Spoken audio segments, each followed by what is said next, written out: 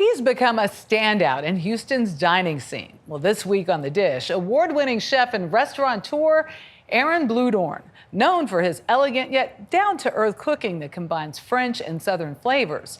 Our Janet Shamlian met up with him at his namesake Bluedorn, one of his 4 restaurants. I can just tell from here that needs to be a little bit creamier, huh?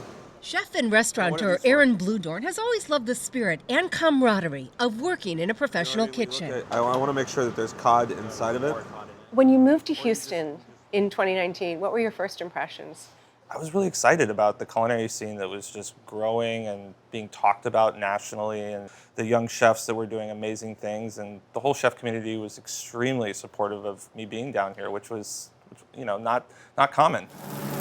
Before arriving in the culinary capital of the South, Bluedorn honed his skills at New York City's famed Cafe Ballou, where he discovered passion for both cooking and a coworker named Victoria. Had you spent a lot of time in Texas before you moved here? Before I met my wife, I had never been to Texas, actually. Isn't that wild? Never. Never. When he packed his bags and left for Houston, it wasn't just the city's legendary heat and humidity that hit him. It was also the weight of expectation. What was it like the first time your wife's family came here to eat?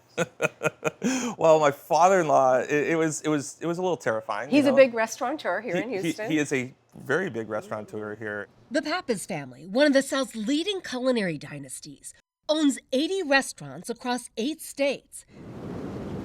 After falling in love with the city's vibrant restaurant scene, he boldly opened Bluedorn, his own take on Gulf Coast cuisine. That includes his signature squash blossoms, stuffed with a basil ricotta cream cheese. And then we will just take it, just dust it with a little bit of flour. It goes into an egg wash and is then battered with Japanese breadcrumbs. So we're gonna take these over to the fryer, just drop them right in, let them swim. How long do they swim? About 30 seconds to a minute. When they're golden brown, delicious. It's anything but typical tempura. Tastes like summer.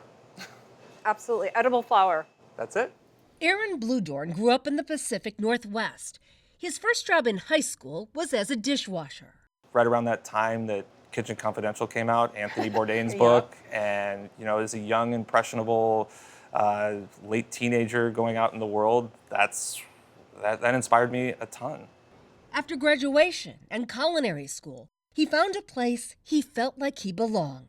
What was it about working in a kitchen that just clicked with you? So working in a kitchen for me really had this ability to lock into something that was creative, that had this ability to have instant gratification after you had finished a dish. You could see someone enjoying it at that moment. He would get that opportunity again at this table, showing off some of his favorites, including oysters every way. We have a raw oyster here. We have a fried oyster with sauce grabiche with a little bit of Creole seasoning on top. We have a smoked oyster that's cooked in a smoked butter with a little chili condiment. And then we have a baked oyster that's pretty much a take on a classic Oysters Rockefeller. The world is your oyster, and so is your oyster. You know what? I'm a raw oyster girl, but that Rockefeller is amazing. A rich, creamy crawfish risotto was up next. This was a dish that we created because we have a seafood gumbo on the menu and we make a lot of broth from it. So during crawfish season, this dish will make its way on the menu. It's this sort of convergence of a risotto, but with Gulf Coast flavors. This entree is a short rib ravioli atop an onion puree that's cooked with the jus of the short rib, then topped with blue cheese and balsamic glazed fig. Our little take on it down here in Texas is we smoke the short rib rather than braise it. So we'll take the short rib in our smoker and smoke it for 12 hours, just like you would a brisket, and then we take that and we make the filling out of that. There we go. Oh, perfect. Next was a cane syrup-coated duck, served on top of a Carolina gold rice with pecans and golden raisins. Literally every part that I can cook out of the duck, and then we actually take all the fat that we render from the duck as well, and we cook all of our meats in it. So all of our steaks are actually cooked in duck fat. And to finish the meal, a real showstopper, baked Alaska. And so what we do is we set it on fire tableside, and Malik's gonna do that right now with a little bit of whiskey. It's a little bit of a show, Oh, fabulous. And then, so to keep the flavors going, we have a graham cracker crust on the bottom, and then Oh, chocolate. my goodness. So it's a s'more. Give me that now.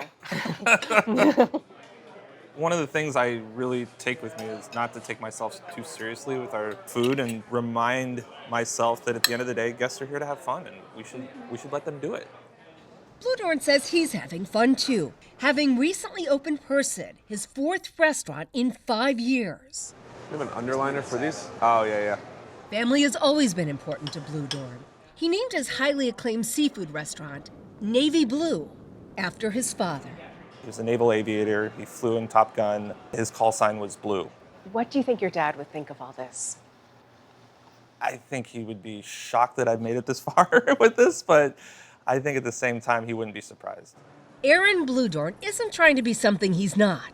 He may have come to the city where his in-laws carved a culinary path, but this chef is in no one's shadow. I pinch myself sometimes. I'm so grateful for everything that my career has brought me and what it continues to bring me every day.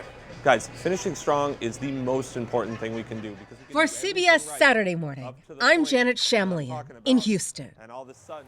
Everything looked delicious. did. We do have a yuzu sour here, so whiskey sour with yuzu juice. Yeah, I love the story of family and in-laws. I'm sure that they helped him in sort of getting to know the Texas way. Yeah. And by the way, 4 restaurants in 5 years. I know, that's is pretty. insane. That's what I'm talking about. Cheers to that. That's Here's what you're to talking family about. connection.